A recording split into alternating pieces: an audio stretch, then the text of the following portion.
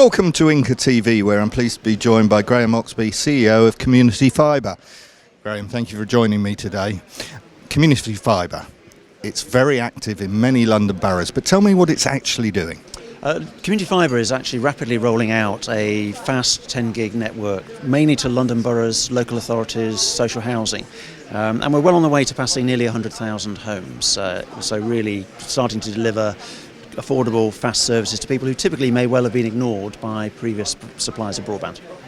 But it's slightly different because you're going fibre right to the home, aren't you? That's absolutely right. We believe that if you're going to build either new build or retrofit, you're best to do it once, and so we're really focused on fibre to the home, so everything is fibre, there is no copper in our network, and we're deploying 10 gig capability now. We see relatively little merit in getting everyone to 1 gig and then having to do the whole job again to get them to 10 gig.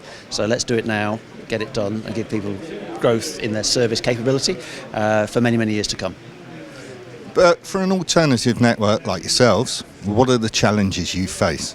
I think the main challenges are not dissimilar to other networks. So things like getting access to wayleaves is something that we're actually pretty good at, but it always takes a little bit longer than you would hope.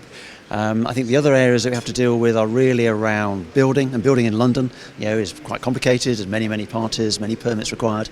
But nonetheless, when you've been doing it as long as we have, you start to get good at it. So that's a really important part of the build. And I think the other thing is the extent to which we can use PIA to actually really roll out quickly. And we're making good inroads in using PIA to build our network. And what do you make of the government's future landscape? I mean, 2025, is it going to be 2025 or is it going to slip? What is happening? Look, it's a super ambitious target, and the fact there is an ambitious target is really, really good. But for networks to be built out to everybody, nearly everybody, by 2025, an enormous amount has to change. Wayleaves have to be granted very quickly, permits to dig up roads have to be granted very quickly, the technology and the workforce need to be there to build the networks.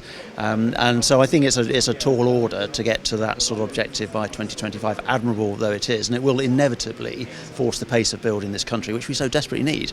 London is such a fantastic city, and yet it's held back by having very, very poor broadband.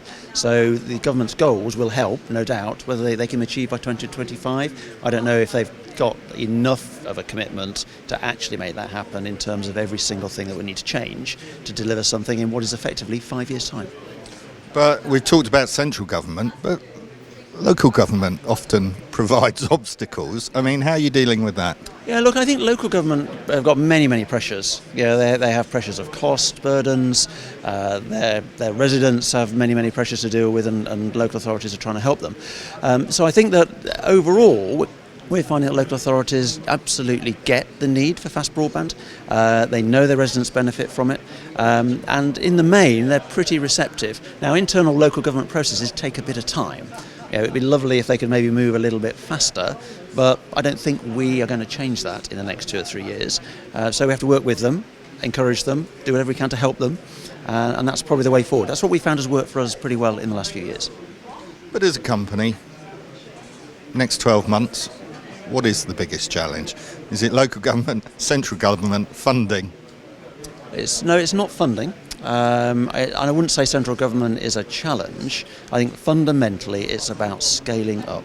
It's about how do you go from one level of build to a much higher level of build, and that's a bit internal to the organisation. It's about having enough engineers, having enough planners, having enough people to build the networks. It's a scaling thing. There's no magic secret sort of silver bullet in this. It is about scaling, and that's the main challenge. It's operational.